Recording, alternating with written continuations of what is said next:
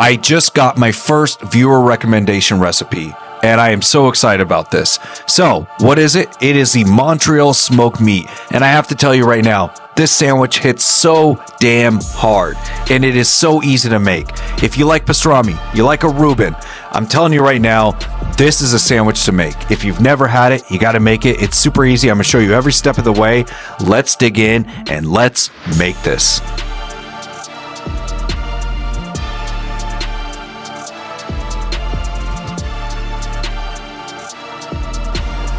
What's going on, everyone? So for today, I'm going to be making Montreal smoked meat. And thank you, Howard Allen 7849, for commenting on my Reuben video a couple months ago and telling me about this dish.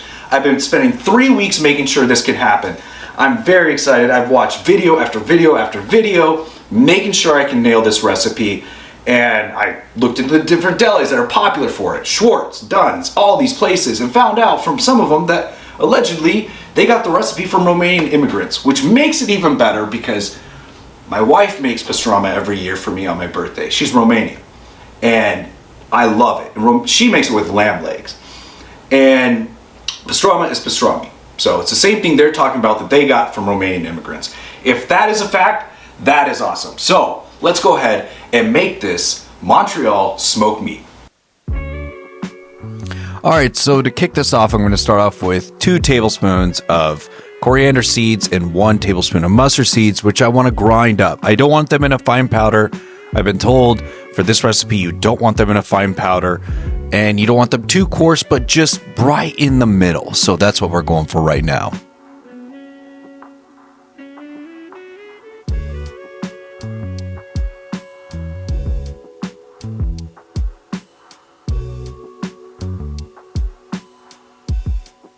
All right, now that everything is grounded up, I am going to start adding more to the curing mixture here, which is going to start with a 1/4 cup of sugar. Yes, sugar.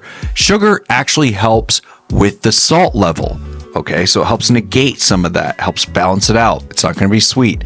Then I'm going to come in with a 1/2 cup of kosher salt. Yes, kosher salt. We're not using a table salt here. But if that's all you have, go for it. You know, all the power to you. Then I'm going to come in with one of my favorite spices ever, black pepper. I'm going to use about 2 tablespoons here. I wish I would have used more because I love black pepper, but I do actually use it in the end process before I start smoking this awesome, delicious meat that we have here. So once I'm all done grinding up that black pepper, bringing it in, I'm going to go with our garlic powder. For garlic powder, I used a tablespoon of garlic powder. Preferably, I would like to use more, but I'm trying this for the first time and I want to make sure it comes out right. And the second time around, I will push the seasonings. I will definitely push the spices as much as I can. After the garlic powder, I'm going to come in with some onion powder, and that's going to be a tablespoon as well. Once the onion powder is in there, I'm going to come in with some white pepper. White pepper, if you can't find it at your grocery store, you can find it on Amazon.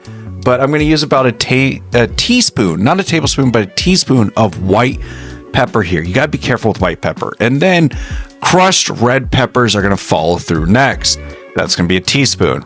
And if you know me by watching my videos, I would probably use about 4 tablespoons of crushed red peppers because I like everything spicy. After that, we want to use pink curing salt number 1. This is really important. You want the number 1. And so Prague Powder number 1, I'm going to use about a tablespoon and then give this a good mix. And we're going to add it to our meat. All right, now we have our beautiful brisket here, as you can see. And what I want to do is start trimming off this fat.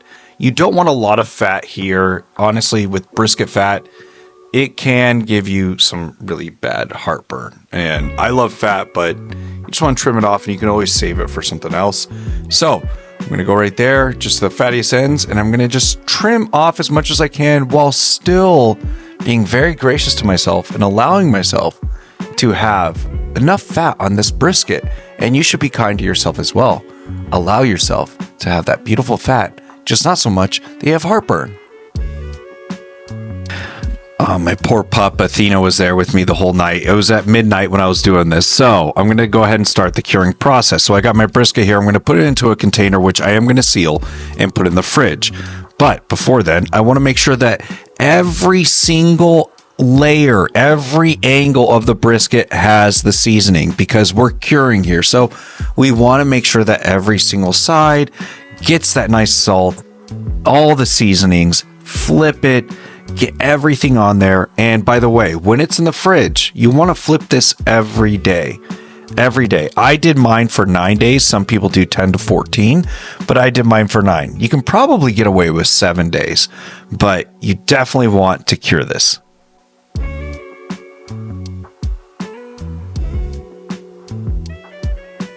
Okay, so now we're at smoking day, and what I'm doing here is I'm going to rinse the brisket.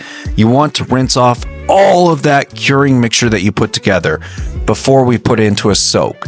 So now I'm going to put it into a soak, and it's going to be in cold water for about 2 to 3 hours.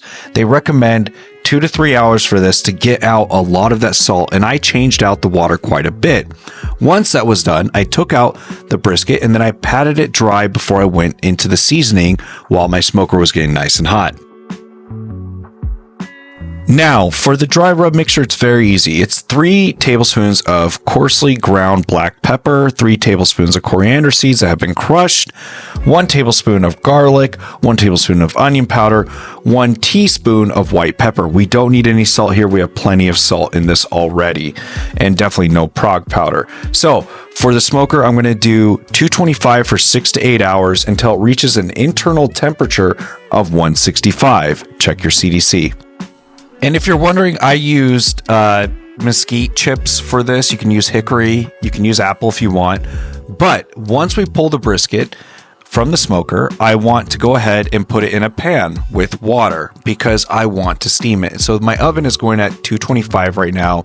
I'm adding in this water here into a pan, which you can see I put a wire rack over that to make sure that the brisket doesn't touch the water. You want to keep it above the water. And so I'm using filtered water here. You can use whatever kind of water you want. And then I'm going to take some tin foil, which I'm going to go ahead and put over the entire pan. And then after 2 to 3 hours of steaming, this is what we get. All right, and once it's rested for a little while, I'm going to go ahead and start cutting into it. And as you can see, it's definitely beautiful inside. That nice red color from the curing process. Wow, I can't wait. I can tell you, like, when I ate this, I could not wait. I mean, look at that. Look at that there. It just folds over so beautifully. So on to some rye bread. I'm going to go ahead and start adding our pieces of pastrami here. And then they eat this with just yellow mustard. So I'm just going to put yellow mustard on this. So juicy. And oh man, I'm salivating right now. This was an awesome recipe.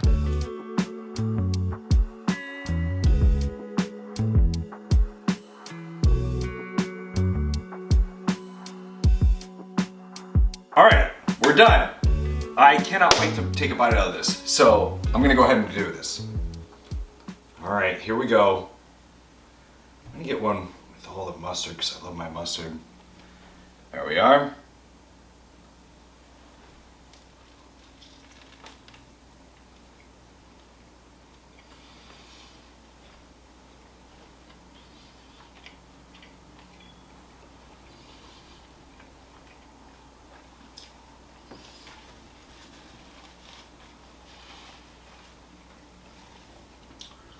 Holy shit.